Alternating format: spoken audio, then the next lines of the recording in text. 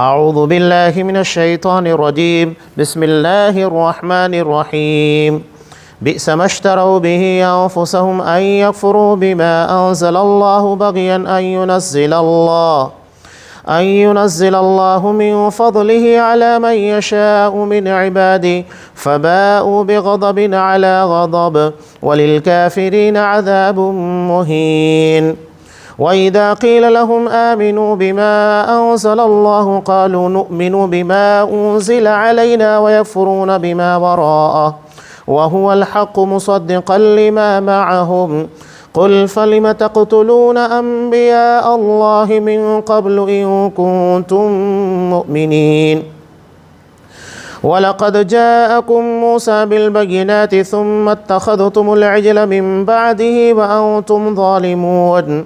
وَإِذْ أَخَذْنَا مِيثَاقَكُمْ وَرَفَعْنَا فَوْقَكُمُ الطُّورَ خُذُوا مَا آتَيْنَاكُم بِقُوَّةٍ وَاسْمَعُوا قَالُوا سَمِعْنَا وَعَصَيْنَا وَأُشْرِبُوا فِي قُلُوبِهِمُ الْعِجْلَ بِكُفْرِهِمْ قُلْ بِئْسَ مَا يَأْمُرُكُم بِهِ إِيمَانُكُمْ إِن كُنتُم مُّؤْمِنِينَ.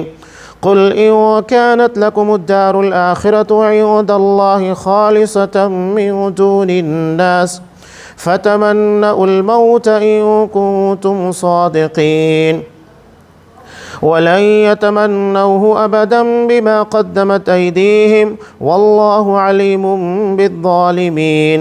ولتجدنهم أحرص الناس على حياة ومن الذين أشركوا يود أحدهم لو يعمر 1000 سنة وما هو بمزحزحه من العذاب أن يعمر والله بصير بما يعملون. برا ہے وہ جس کے بدلے انہوں نے اپنے آپ کو بیچ ڈالا. وہ اللہ کی نازل کردہ کتاب کے ساتھ کفر کرتے ہیں اس ضد کی وجہ سے کہ اللہ نے اپنے بندوں میں سے جس پر چاہا نازل فرمایا. یہ لوگ غضب پہ غضب کے ساتھ پلٹے اور انکار کرنے والوں کے لیے ذلیل کرنے والا عذاب ہے. اور جب ان سے کہا جاتا ہے کہ اللہ تعالیٰ کی نازل کردہ کتاب پر ایمان لاؤ تو کہتے ہیں کہ جو ہم پر کتاب اتاری گئی اس پر ہمارا ایمان ہے. وہ اس کے سوا سب کا انکار کرتے ہیں حالانکہ یہ قرآن حق ہے اور ان کی کتابوں کی تصدیق کرنے والا ہے. ان سے یہ پوچھیں کہ اگر تمہارا ایمان پہلی کتابوں پر ہے تو پھر تم نے اس سے پہلے اللہ کے نبیوں کو کیوں قتل کیا؟ تمہارے پاس موسیٰ واضح دلائل لے کر آئے لیکن تم نے ان کی غیر حاضری میں بچھڑے کی پوجا کی اور تم زیادتی کرنے والے ہو. اور جب ہم نے تم پر طور پہاڑ کو اٹھا کر تم سے وعدہ لیا اور حکم دیا کہ جو ہم نے تمہیں دیا ہے اس کو مضبوطی سے تھام لو اور توجہ سے سنو، انہوں نے کہا ہم نے سنا اور نہیں مانتے. ان کے کفر کی وجہ سے ان کے دلوں میں بچھڑے کی محبت سرایت کر گئی. ان سے فرما دیجئے کہ تمہارا ایمان تمہیں برا حکم دے رہا ہے اگر تم ایمان والے ہو.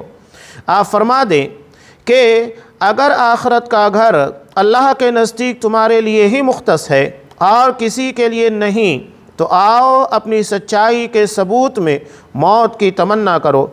لیکن وہ اپنے آگے بھیجے ہوئے اعمال کی وجہ سے کبھی بھی موت کی تمنا نہیں کریں گے.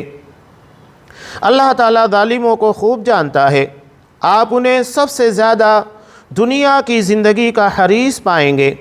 یہ حرص مشرکوں سے بھی زیادہ ہے. ان میں سے ہر شخص چاہتا ہے کہ کاش اسے 1000 سال کی عمر دے دی جائے، حالانکہ یہ عمر بھی انہیں عذاب سے نہیں چھڑا سکتی. اللہ تعالیٰ اچھی طرح دیکھ رہا ہے جو وہ عمل کرتے ہیں. سورہ بقرہ آیت نمبر 90 سے آیت نمبر 96. محترم سامعین، یہود کے تعلق سے یہاں پر باتیں جاری ہے. اس سے قبل بھی بیان کیا گیا تھا کہ ان لوگوں نے تورات کے حکموں کے خلاف کتنے زیادہ اعمال کیے. ان لوگوں کو حکم گیات کا دیا گیا تھا، ماں باپ کے ساتھ اس نے سلوک کرنے کا، وہ کام نہیں کرتے تھے. رشتوں کو جوڑنے کا حکم تھا، وہ نہیں کرتے تھے. یعنی جو کرنے کے لیے کہا جا رہا ہے وہ نہیں کرتے تھے، اور جن چیزوں سے منع کیا گیا وہی کرتے تھے. قرآن نے کہا کہ ان لوگوں کو منع کیا گیا تھا کہ آپس میں تنازع اختلاف مت پیدا کرنا، لیکن ان لوگوں نے وہ کام کیا، فرقہ بندی کی۔ جیسا کہ آج بھی مسلمانوں کو قرآن مجید نے صاف کہا وَلَا تَفَرَّقُوا، آپس میں فرقہ بندی مت اختیار کرو، لیکن آج ہم دیکھ رہے ہیں آپ صلی اللہ علیہ وسلم کی پیشن گوئی کے مطابق امت 73 فرقوں میں بڑھ چکی ہے۔ لیکن اس کا مطلب یہ نہیں کہ آپ نے حکم دیا، بلکہ آپ نے پیشن گوئی کی کہ ایسا ہوگا۔ آپ نے یہ بھی کہا کہ لَتَتَّبِعُنَّ سُنَنَ مَنْ كَانَ قَبْلَكُمْ، تم اپنوں سے پہلے یعنی بنی اسرائیل کے طور طریقے اپناؤ گے اور ان کی سنت کے مطابق چلو گے، اور وہی چیز امت مسلمہ کے درمیان ہو رہی ہے۔ اب یہاں قرآن ان لوگوں کے پر انہی کی اپنی تعلیمات اور سرکشی کے بارے میں وضاحت کر رہا ہے۔ پچھلی جو آیت یہاں پر گزری ہے، قرآن یہود کے گھناؤنے کردار اس کو بیان کر رہا ہے اور یہ بتا رہا ہے کہ آخر ان لوگوں کے اندر یہ معاملہ کیوں پیدا ہوا۔ قرآن اس کی وجہ بتا رہا ہے، حسد اور بغض کی وجہ سے۔ میں نے پیچھے بھی علامہ ابن قیم رحمۃ اللہ علیہ کے قول کی روشنی میں 3 بڑے گناہوں کے تعلق سے خبردار کیا تھا کہ امت کو ان 3 بڑے گناہوں کے بارے میں بہت چوکنا رہنا چاہیے۔ سب سے پہلا ہے تکبر، اپنے آپ کو بڑا سمجھنا، اور دوسروں کو حقیر اور حق بات کو ٹھکرا دینا۔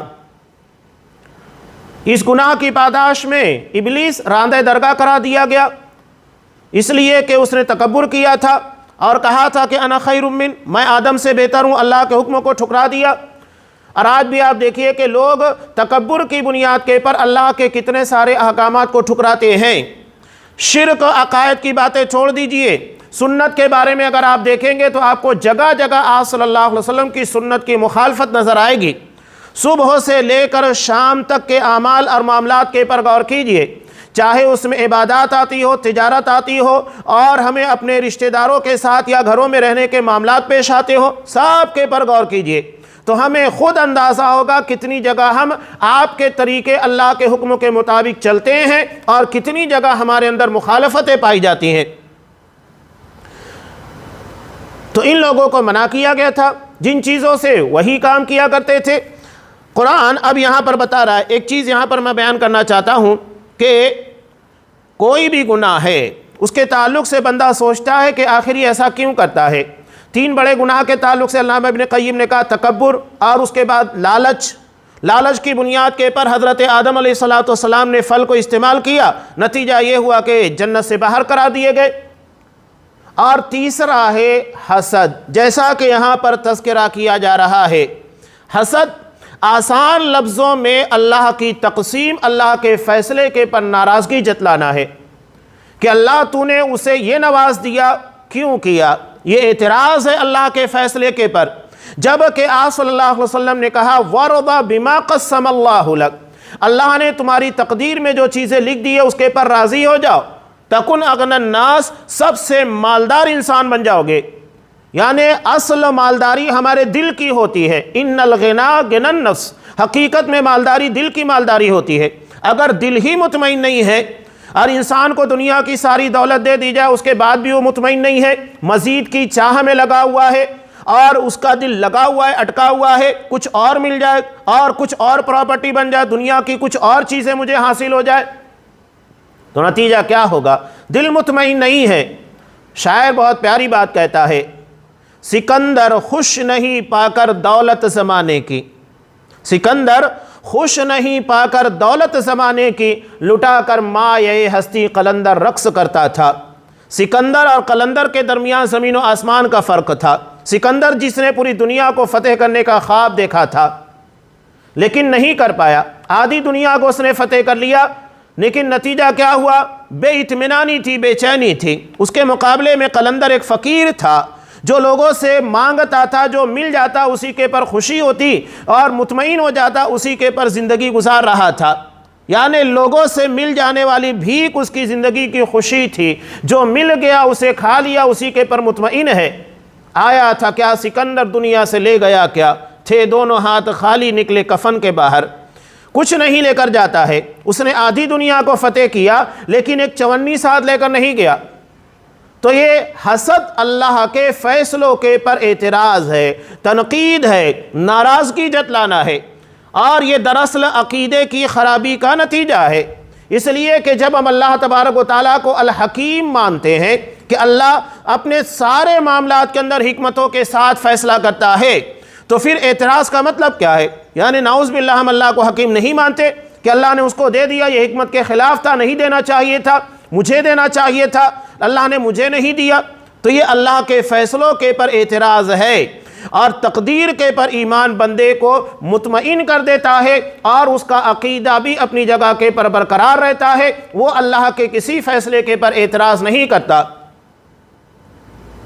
اسی لیے اللہ کے رسول نے کہا اللہ کی تقدیر کے پر راضی ہونا سیکھو۔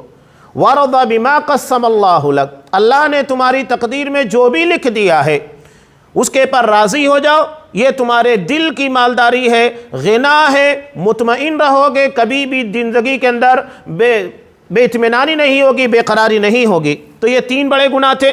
اب یہاں ایک اہم سوال یہ ہوتا ہے کہ بندہ گناہ کرتا کیوں ہے؟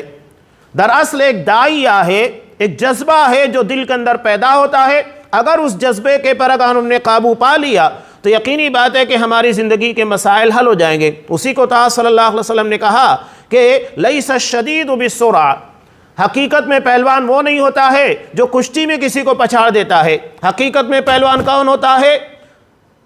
وہ شخص ہوتا ہے من یملک نفسہ عند الغضب، جو اپنے آپ کے پر غصے کے وقت قابو رکھتا ہے۔ اگر یہ قابو چھوٹ گیا تو پھر معاملہ بگڑ جاتا ہے۔ اپنے جذبات کو قابو میں کرنا سیکھنا، یہی دراصل ہمارے لیے اہمیت کا حامل ہے۔ اور گناہ سرکشی کی بنیاد اپنے آپ کو اپنے جذبات کے باہر نکالنا ہے۔ تو یہ ان لوگوں کے اندر حسد اور بغض شامل ہو گیا جس کی بنیاد کے پر انہوں نے اتنا بڑا گناہ کیا، یعنی محمد رسول اللہ صلی اللہ علیہ وسلم کی رسالت کو تسلیم کرنے سے انکار کر دیا۔ اب قرآن کہہ رہا ہے بئس ما اشتروا به انفسهم ان يكفروا بما انزل اللہ، برا ہے وہ جس کے بدلے انہوں نے اپنے آپ کو بیچ ڈالا۔ کس چیز کے بدلے میں انہوں نے بیچ ڈالا تھا؟ حسد اور بغض کی بنیاد کے پر وہ اللہ کی نازل کردہ کتاب کے ساتھ کفر کرتے ہیں، اس ضد کی وجہ سے کہ اللہ تعالیٰ نے اپنے بندوں میں سے جس پر چاہا نازل فرمایا۔ یہاں اللہ کے فیصلے کے پر اعتراض تھا کہ اللہ تو نے محمد رسول اللہ صلی اللہ علیہ وسلم کو نبی کیوں بنایا؟ یہی تو اعتراض ہے۔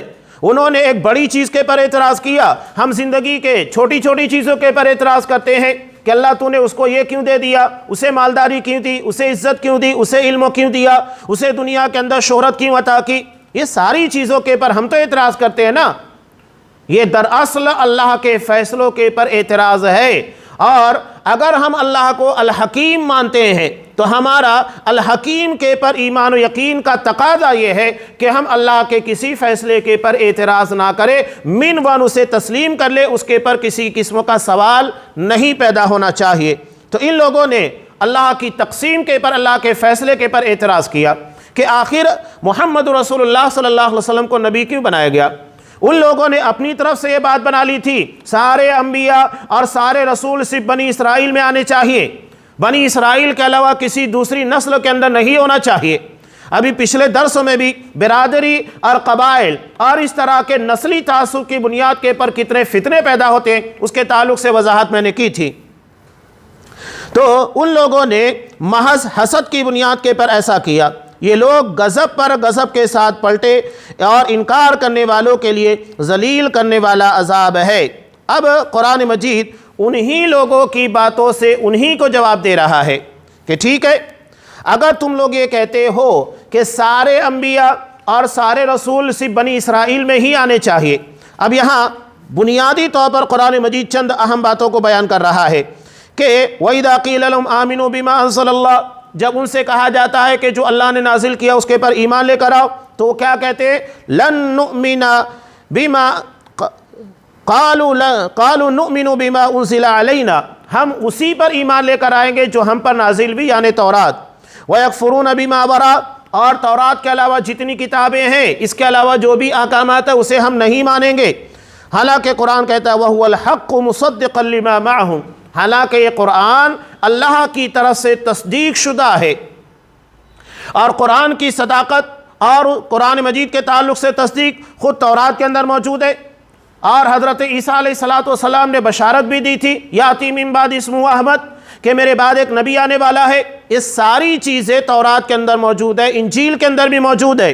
تو قرآن وہی کہہ رہا ہے، جب تمہارا دعویٰ یہ ہے کہ ہم تورات کے پر عمل کرنے والے، تمہارا دعویٰ یہ ہے کہ انجیل کے پر عمل کرنے والے، تو انجیل کے مطابق تمہیں آپ صلی اللہ علیہ وسلم کی رسالت اور نبوت کو ماننا چاہیے، اس لیے کہ اس میں بھی اس بات کا حکم ہے کہ آخری نبی کون ہوگا، کیسا ہوگا، اور اس کے پر آپ صلی اللہ علیہ وسلم من و ان صادق آتے ہیں۔ اس کے بعد تم کیوں نہیں ایمان لاتے؟ اس کا مطلب تمہارا ایمان تورات اور انجیل پر بھی نہیں ہے۔ اس کے بعد ایک سوال بہت پیارا قرآن مجید نے کیا، فَلِمَ تَقْتُلُونَ أَنْبِيَاءَ اللَّهِ مِن قَبْلُ إِن كُنتُم مُؤْمِنِينَ، حقیقت میں اگر تم تورات اور انجیل کے پر ایمان رکھنے والے ہو تو تم نے اللہ کے نبیوں کو قتل کیوں کیا؟ ذرا بتاؤ۔ اس لیے کہ یہ سارے انبیاء بنی اسرائیل کے تھے۔ تم کہتے ہو نا کہ سارے نبی ہمارے درمیان آئیں گے، بنی اسرائیل میں سے ہی آئیں گے، تو یہ بنی اسرائیل کے نبیوں کو تم نے کیوں قتل کیا؟ قرآن مجید کا بہت اہم سوال ہے جس کا جواب وہ قیامت تک نہیں دے سکتے، کہ یہ تمہارے اپنے تھے، بنی اسرائیل کے تھے، اس کے بعد بھی تم نے ان لوگوں کو مار دیا۔ یہ قرآن مجید کا بہت اہم سوال ہے۔ علاوہ ازیں ان لوگوں کے اندر یہ بات بھی لکھی تھی، تورات ہو انجیل ہو، ہر کتاب میں جو آسمانی ہیں بنیادی طور کے پر شرک سے منع کیا گیا، تو اس کے بعد بھی تم لوگوں نے شرکی کیا، جیسا کہ آگے بیان کیا جا رہا ہے۔ علاوہ ازیں قرآن مجید میں بھی شرک کے تعلق سے آپ دیکھیں گے جگہ جگہ کے پر اس کی مثالیں ملے گی۔ حضرت لقمان علیہ السلام ان کے بارے میں جب بات قرآن مجید نے نقل کی، وہ اپنے بیٹے کو وصیت کر رہے ہیں لا تشرک باللہ، بیٹے اللہ کے ساتھ شرک مت کرنا، یہ بہت بڑا گناہ ہے۔ اس کے علاوہ نبی کریم صلی اللہ علیہ وسلم نے ارشاد فرمایا کہ اشد الناس عذابا یوم القیامہ رجل قتلہ نبی او قتل نبی، کہ قیامت کے دن وہ انسان سب سے شدید ترین عذاب والا ہوگا جسے کسی نبی نے مارا ہو یا اس نے کسی نبی کو قتل کیا ہو۔ یہ مسند احمد کی روایت ہے۔ اس کے بعد قرآن مجید ان لوگوں کے پر سوال کر رہا ہے وَلَقَدْ جَاءَكُم مُوسَىٰ بِالْبَيِّنَاتِ، کہ موسیٰ تم لوگوں کے درمیان واضح دلائل لے کر آئے۔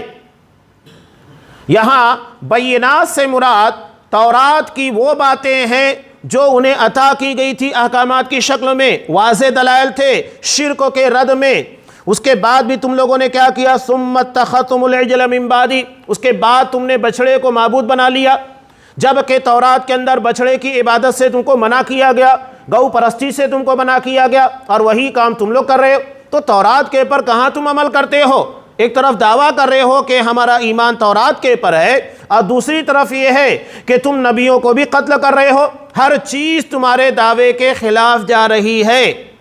نبیوں کے بارے میں نبی کو قتل کر رہے ہو، عقیدے کے بارے میں تورات تمہیں منع کرتی ہے کہ شرک نہیں کرنا چاہیے، اور تم اپنے نبی کی موجودگی میں شرک کر رہے ہو۔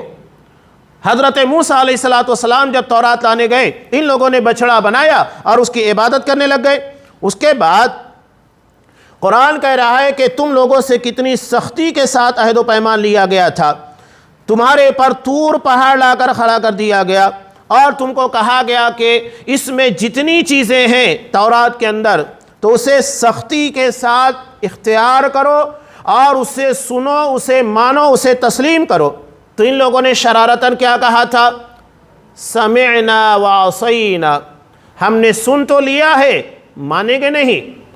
یعنی ایک طرف جب تمہارے پر طور پہاڑ لا کر کھڑا کر دیا گیا تو اس وقت تو تم لوگوں نے انکار کر دیا تھا، نہیں ہم تورات کو نہیں مانیں گے، سن تو رہے ہیں مانیں گے نہیں، اور آج دعویٰ کر رہے ہو جب قرآن نازل ہوا ہے کہ نہیں ہم تورات کو مانیں گے۔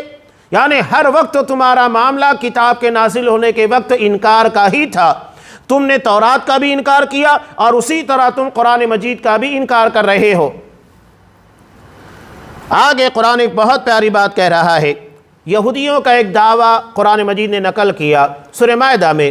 یہ لوگ کہتے ہیں نحن ابناء اللہ و احباؤہ، ہم اللہ تبارک و تعالیٰ کے بیٹے، اس کے چہیتے ہیں۔ یہ ان لوگوں کا دعویٰ ہے، اور اسی بنیاد کے پر کہتے ہیں کہ اللہ نے جنت صرف ہمارے لوگوں کے لیے بنائی ہے۔ یہاں تک کہ ان لوگوں کی جو فقہی کتاب ہے یہودیوں کی، یہ بات علی الوثوق یعنی مکمل اعتماد اور یقین کے ساتھ کہی جا سکتی ہے کہ دنیا میں اگر کوئی مذہب حقیقت میں دہشت گردی کی تعلیم دیتا ہے تو وہ یہودیزم ہے، جیوزم ہے، اس لیے کہ ان کی مذہبی کتابوں کے اندر لکھا ہوا ہے، تلمود جو ان کی مذہبی اور فقہی کتاب ہے اس کے اندر لکھا ہوا ہے کہ دنیا میں جتنے انسان ہیں یہودیوں کے علاوہ یہ تمام کے تمام سور اور بندر کی طرح ہیں، انہیں صرف انسانی شکل یہودیوں کی خدمت کرنے کے لیے دی گئی ہے۔ یہ ان لوگوں کی اپنی کتاب کے اندر موجود ہے۔ اس کتاب کی اگر باتیں آپ لوگوں کے سامنے بیان کروں تو وہ انسان کی عقل تک رہ جائے۔ انہوں نے کسی نبی کو نہیں چھوڑا ہے، اس کے اندر کسی کو زانی بتایا، کسی کو شرابی بنایا، چاہے وہ حضرت نوح علیہ السلام ہو، چاہے حضرت لوط ہو، چاہے حضرت سلیمان ہو، حضرت داؤد ہو، کسی نبی کو ان لوگوں نے نہیں بخشا۔ انتہائی نالائق اور شریر قوم ہے یہ لوگ اپنی اس فقہی کتاب کے اندر لکھتے ہیں تلمود کے اندر کہ اگر کوئی یہودی کسی جگہ کے پر گرا ہوا سامان پائے تو اسے یہ دیکھنا چاہیے کہ قریب میں کن لوگوں کی بستی ہے۔ اگر یہودیوں کی بستی ہے تو اسے اعلان کرنا چاہیے اور جس کا سامان اس کے لوٹا دینا چاہیے، اور اگر یہودیوں کی بستی نہیں ہے تو پھر اسے وہ سامان رکھ لینا چاہیے، اعلان نہیں کرنا چاہیے۔ یہ ساری ان لوگوں کی مذہبی کتاب کے اندر لکھی ہوئی باتیں ہیں، بلکہ یہاں تک کہ ان لوگوں کا عقیدہ ہے جو ان کی مذہبی کتاب کے اندر ہے، جس کی بنیاد کے پر ہم کہتے ہیں کہ حقیقت میں یہ دہشت گردی کی تعلیم دیتا ہے کہ دنیا میں جتنی بھی پراپرٹی ہے اس کے اصل مالک یہودی ہیں۔ اب یہودیوں کا اختیار ہے کہ جیسے چاہیں طاقت کے بلبوتے کے پر یا کسی بھی طریقے سے اس پراپرٹی کے پر اپنا اختیار جتائیں، چاہے اس کے لیے قتل کرنا پڑے، مارنا پڑے، جو کرنا پڑے کرے۔ یہ سوچیے کیسی ہے کہ اپنے علاوہ دیگر تمام انسانوں کو سور اور بندر کی طرح، اور یہ سوچنا کہ انہیں انسانی شکل ہماری خدمت کرنے کے لیے دی گئی ہے، ان لوگوں کی کوئی اوقات نہیں ہے۔ یہ دراصل تفوق اور برتری والا عقیدہ جس میں تکبر ہے، اپنے آپ کو بڑا سمجھنا ہے اور بقیہ تمام انسانوں کو حقیر اور ذلیل سمجھنا ہے۔ یہی وجہ ہے کہ دنیا کے اندر یہود اپنے دین کی تبلیغ نہیں کرتے۔ کوئی یہودی آپ نہیں دیکھیں گے کہ وہ اپنے دین کی تبلیغ کرتا ہو، کسی کو کہتا ہے کہ تو یہودی بن جا، نہیں، اس لیے کہ ان لوگوں کے یہاں پر یہ ساری چیزیں نسلی ہیں۔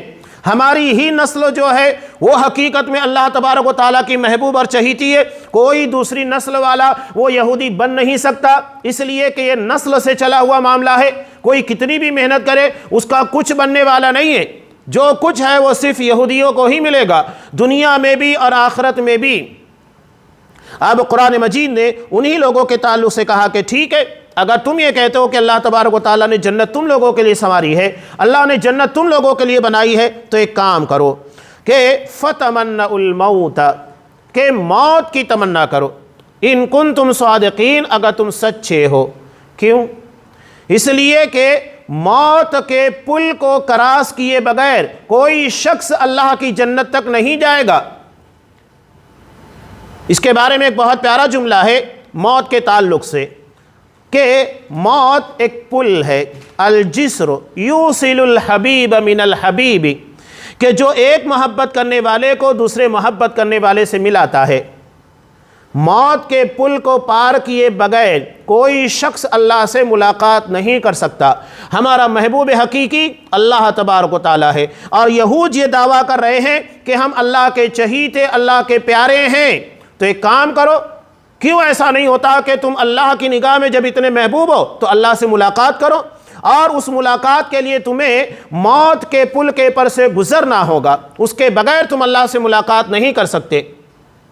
یہ قرآن مجید نے ان لوگوں سے کہا، لیکن اس کے باوجود نتیجہ کیا نکلا؟ یہ لوگ حقیقتاً موت سے اتنا ڈرتے ہیں جتنا کافر اور مشرک نہیں ڈرتا، جیسا کہ بیان کیا گیا ہے۔ اس کا مطلب یہ کہ جو باتیں تم کہہ رہے ہو اس کے پر تمہیں خود یقین نہیں ہے، ورنہ اگر جنت جو کہ دنیا کی ساری نعمتوں سے بڑھ کر ہے تو وہاں جانے کے لیے انسان کیوں نہیں کوشش کرے گا؟ جب وہ تمہاری اپنی ہے، اللہ نے تمہارے لیے بنا کر رکھا ہے، تو وہاں جانے کی کوشش کرو نا۔ یہ دنیا میں رہ کر اس قدر مشکلات اور پریشانیوں میں گھرے رہنا کیا معنی رکھتا ہے؟ بلکہ دنیا میں تمہیں 1000 سال کی زندگی چاہیے، یہ تمنا کر رہے ہو۔ آدمی ترجیح کس کو دیتا ہے؟ جو پیاری چیز ہوتی ہے۔ جب دنیا تمہارے نزدیک محبوب ہے تو آخرت کو ترجیح کیوں دو گے؟ اگر آخرت تمہارے نزدیک اہمیت رکھتی تو تم دنیا کو ترجیح نہیں دیتے بلکہ موت کی تمنا کرتے تاکہ اس کے ذریعے تم اللہ کی اس نعمت تک پہنچ سکتے۔ نبی کریم صلی اللہ علیہ وسلم کی اس ضمن میں بہت اہم روایت بھی ہے۔ یہ جو یہودیوں کے تعلق سے بیان کیا گیا، یہ موت سے نفرت کرتے ہیں۔ ایک طرف دعویٰ بھی کہ جنت ہماری ہے، آج بھی دیکھیں مسلمانوں کے اندر ہر کوئی دعوے دار ہے کہ ہم جنت میں جانے والے، لوگوں نے جنتی دروازہ بھی بنا دیا، اس کے نیچے سے گزر گئے جنت میں چلے گئے، تو ٹھیک ہے اس سے گزر گئے جنت میں چلے گئے تو جلدی سے جلدی جنت میں جانے کی تمنا کرو نا۔ لیکن دیکھیں گے کہ ان لوگوں کے اندر موت سے نفرت پائی جاتی ہے، جبکہ اصحاب کرام کے اندر موت سے نفرت نہیں تھی۔ آپ میدان جہاد کے معاملات دیکھ لیجئے، حضرت انس بن نضر رضی اللہ تعالیٰ عنہ، حضرت انس بن مالک رضی اللہ تعالیٰ عنہ کے چچا ہیں، جنگ احد کے موقع پر جب آپ صلی اللہ علیہ وسلم نے کہا کہ دوڑو لپکو اس جنت کی طرف جس کی پنہائیاں آسمان و زمین کی طرح ہے، تو یہ اپنے ہاتھ میں کھجور لیے کھا رہے تھے۔ آپ صلی اللہ علیہ وسلم کے فرمان کو سنا تو کھجور ایک طرف رکھ دیا، کہا کہ مجھے احد کے اس پار سے جنت کی خوشبو آ رہی ہے، اور اس کے بعد سیدھے میدان کارزار میں اترے، شہید ہو گئے۔ بہت پیارا جملہ انہوں نے کہا تھا کہ اللہ اور میری ملاقات کے درمیان یہ کھجور حائل ہو، یہ مجھے گوارا نہیں۔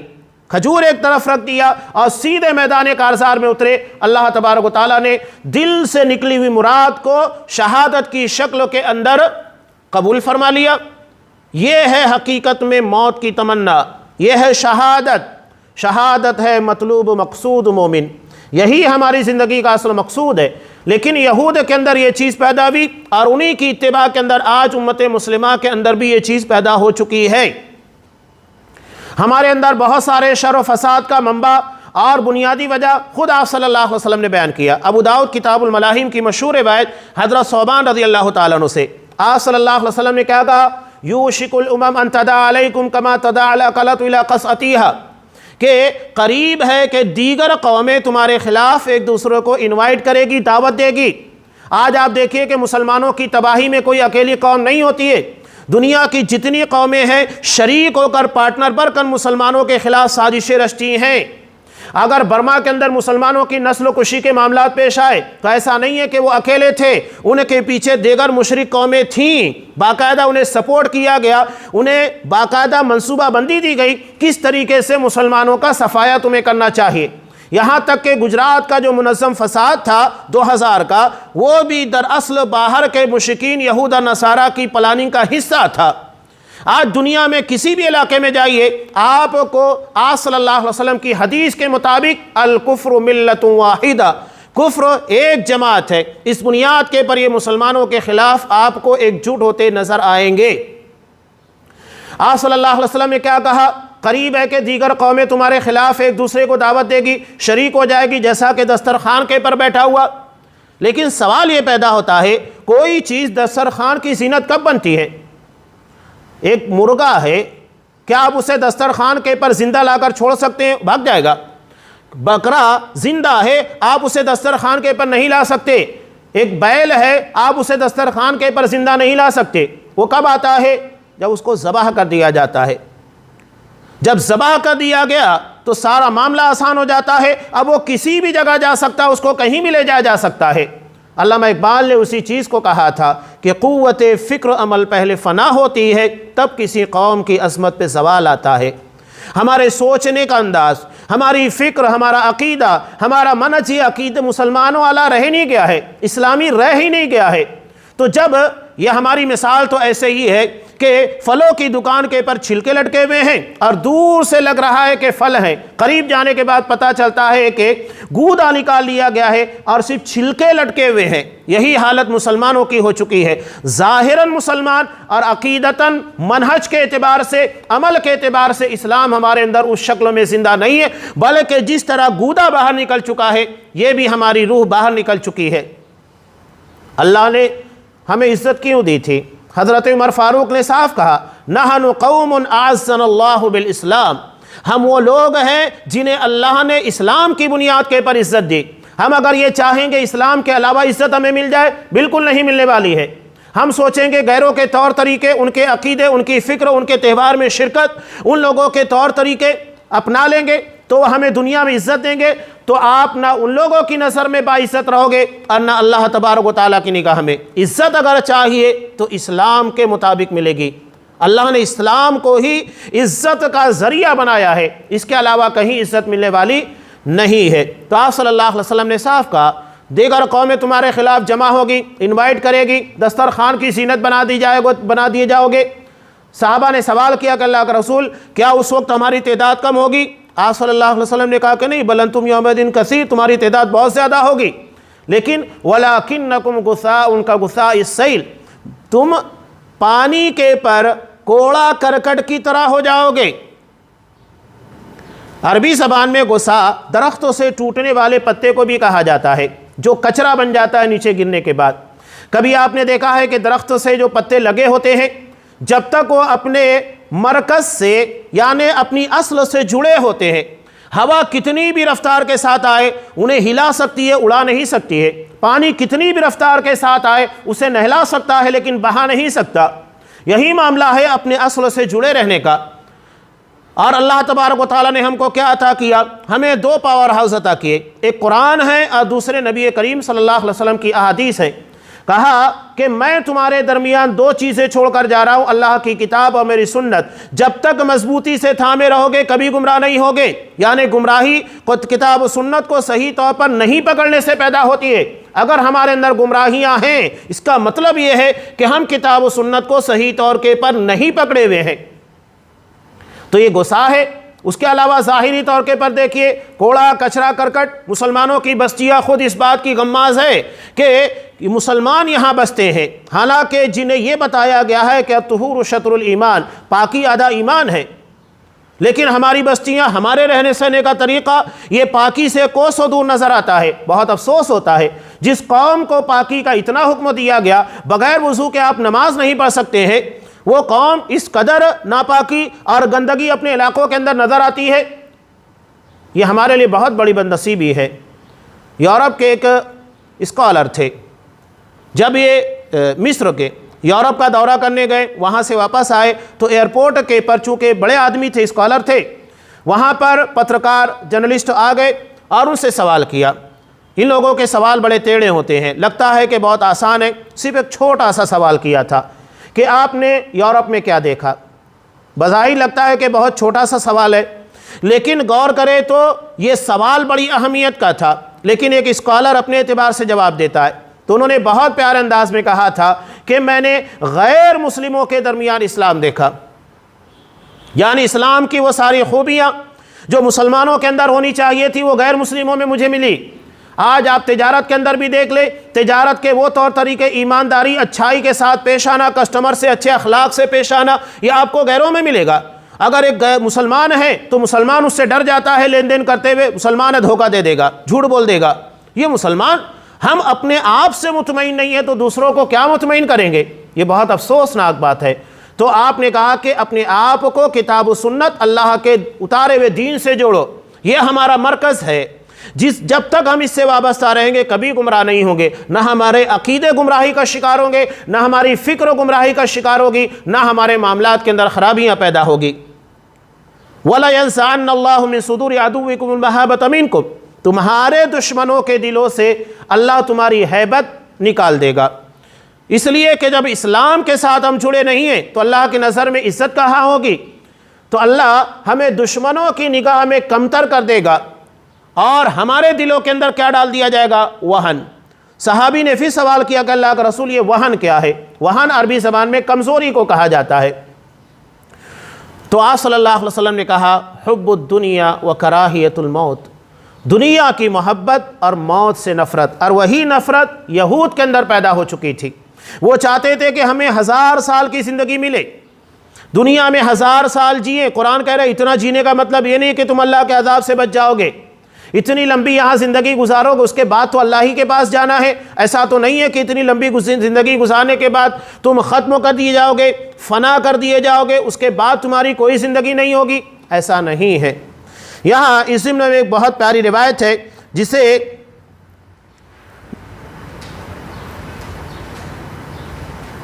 حضرت امام بخاری رحمۃ اللہ علیہ نے نقل کیا ہے، آپ صلی اللہ علیہ وسلم نے ارشاد فرمایا من احب لقاء اللہ احب اللہ لقاءہ، جو اللہ سے ملنے کا مشتاق ہوتا ہے، اسے پسند ہوتا ہے کہ اللہ سے ملاقات کروں، تو اللہ بھی اس سے ملنے کا مشتاق ہوتا ہے، محبت کرتا ہے کہ اس بندے سے میں ملاقات کروں۔ ومن کرہ لقاء اللہ کرہ اللہ لقاءہ، اور جو اللہ سے ملنا ناپسند کرتا ہے اللہ بھی اس سے ملنا ناپسند کرتا ہے۔ اس کے بعد آپ صلی اللہ علیہ وسلم نے یہ حضرت عائشہ رضی اللہ تعالیٰ عنہ کہنے لگی، یا تو آپ کی بعض بیویاں کہ انا لنکرہ الموت، کہ اللہ کا رسول ہم موت کو ناپسند کرتے ہیں، ہر کوئی ناپسند کرتا ہے حقیقتاً دیکھا جائے اس کی جو تکالیف ہیں، اور کچھ اہل ایمان اس بنیاد کے پر موت سے ڈرتے ہیں کہ اللہ کو کیا جواب دیں گے، ہماری زندگی کے اعمال اتنے نہیں ہیں جو اللہ کے سامنے پیش ہونے کے بعد نجات کا ذریعہ بن سکے۔ یعنی حقیقت میں اللہ سے ملاقات کے سے نفرت نہیں ہے، بلکہ اللہ کے سامنے ان بدعمالیوں کے ساتھ پیش ہونے کا ڈر ہے، خوف ہے جس کو ہم کہتے ہیں۔ تو انہوں نے وہی بات کہی کہ ہم موت کو ناپسند کرتے ہیں، تو آپ صلی اللہ علیہ وسلم نے کہا کہ یہ بات یہ نہیں، حقیقت یہ ہے کہ جب مومن کی موت کا وقت ہوتا ہے تو اس کو اللہ کی رضامندی اور انعام و اکرام کی بشارت دی جاتی ہے، پہلے ہی بتا دیا جاتا ہے کہ موت کے بعد تمہیں اللہ کے یہاں پر کیا کیا انعامات ملنے والے ہیں۔ اس بشارت کی وجہ سے موت اسے تمام چیزوں سے زیادہ محبوب ہو جاتی ہے، یعنی جب موت کا وقت قریب آتا ہے یہ تب کی بات ہے، اس وجہ سے وہ اللہ کی ملاقات کو پسند کرتا ہے اور اللہ بھی اس سے ملاقات کرنا پسند کرتا ہے۔ جبکہ کافر کے موت کا وقت آتا ہے تو اسے اللہ کے عذاب اور گرفتوں کی وعید سنائی جاتی ہے، تو جسے سننے کے بعد کافر موت سے نفرت کرتا ہے کہ مرنے کے بعد مجھے اللہ کے عذاب کا شکار ہونا پڑے گا، تو اللہ بھی اس سے ملاقات کو ناپسند کرتا ہے۔ یہ ہے موت کے تعلق سے حقیقت جو آپ صلی اللہ علیہ وسلم نے بیان کی ہے۔ اب یہاں قرآن ان لوگوں کے تعلق سے کہتا ہے کہ جب ان کو موت کے بارے میں کہا جائے گا وَلَن يَتَمَنَّوْا، یہ ہرگز موت کی تمنا نہیں کریں گے، بلکہ تم ان لوگوں میں سے پاؤ گے کہ یہ زندگی کی تمنا میں اور زندگی کی حرص میں مشرکین سے بھی آگے ہیں، حالانکہ اللہ تبارک و تعالیٰ ان کے تمام تر معاملات کو دیکھ رہا ہے، ہر چیز اللہ کی نگاہ میں ہے۔ تو یہ موت سے جو نفرت کا معاملہ ہے، اگر بندہ ناپسند کرتا ہے، خاص طور سے اس وقت کا معاملہ ہے جب کہ موت کا وقت قریب ہوتا ہے، لیکن انسان کو موت کے تعلق سے جو نبی کا حکم ہے کہ اکثروا ذکر ہادم اللذات یعنی الموت، کہ موت کو کثرت کے ساتھ یاد کرو جو لذتوں کو توڑ دیتی ہے۔ آپ صلی اللہ علیہ وسلم قبرستان عمومی طور کے پر فجر سے پہلے تہجد کے وقت جایا کرتے تھے۔ کیوں جایا کرتے تھے؟ آپ ایک مرتبہ قبرستان اس وقت چلے جائیے، قبرستان جانے کا مقصد سمجھ میں آ جائے گا، جہاں پر سناٹا ہے اور آپ کے سامنے ایسے مردے دفن ہیں جو دنیا سے جا چکے، ان کے لیے کوئی موقع نہیں ہے، آپ کے پاس موقع ہے، اللہ نے تمہیں زمین کے پر رکھا ہے، زمین کے نیچے جانے کے بعد موقع نہیں ہوگا۔ انسان جب اس وقت خالی ذہن ہو کر دنیا سے کٹ کر صرف وہاں پر اپنی قبر کو سامنے رکھتے ہوئے موت کی اور قبر کی زیارت کرے گا، تب اسے حقیقت میں احساس ہوگا کہ قبرستان آنے کا مقصد شریعت نے کیوں رکھا ہے۔ یہاں جمگٹا لگا کر لوگ جاتے ہیں تو یہ میلہ ٹھیلا نہیں ہے، قبرستان یہ عبرت کی جگہ ہے، یہاں موت کو یاد کرنے اور آنے والی زندگی کی تیاری سے متعلق یاد دہانی کے لیے بلایا گیا ہے۔ یہ نہیں کہ وہاں پر جانے کے بعد میلہ ٹھیلا لگایا جائے، نہیں، بلکہ وہاں موت کو یاد دلایا گیا ہے، اور جتنا انسان موت کو یاد رکھے گا اتنا زیادہ خیر اس کی زندگی کے اندر پیدا ہوگا، اس لیے کہ اس کو معلوم ہے کہ موت کسی بھی وقت آ سکتی ہے اور موت کے بعد مجھے اللہ کے سامنے جواب دینا ہوگا۔ قرآن اسی لیے موت کا مطالبہ کرتا ہے، موت کی یاد دہانی کراتا ہے، اور آپ صلی اللہ علیہ وسلم نے کثرت کے ساتھ موت کو یاد کرنے کا حکم اسی لیے دیا، اور قبرستان کی زیارت کا بھی حکم دیا۔ یہ کسی خاص وقت کے لیے نہیں ہے، بلکہ یہ عام ہے، آپ کسی بھی وقت قبرستان جا سکتے ہیں، لیکن ایسے موقع کے پر جب تنہائی ہو، جب آپ صلی اللہ علیہ وسلم کی سنت کے مطابق تہجد کا وقت ہوتا ہے، یہ زیادہ بہتر ہوتا ہے۔ اللہ تبارک و تعالی ہمیں اس کی توفیق دے اور موت سے پہلے ایسے اعمال کی توفیق عنایت فرمائے جو اللہ کی بارگاہ میں ہماری نجات کا ذریعہ بن سکے۔ اللہ ہمیں موت کے وقت اس سے ملاقات کا مشتاق اور محبوب بنائے اور اس سے نفرت کرنے سے محفوظ رکھے۔ آمین۔ وآخر دعوانا ان الحمد للہ رب العالمین۔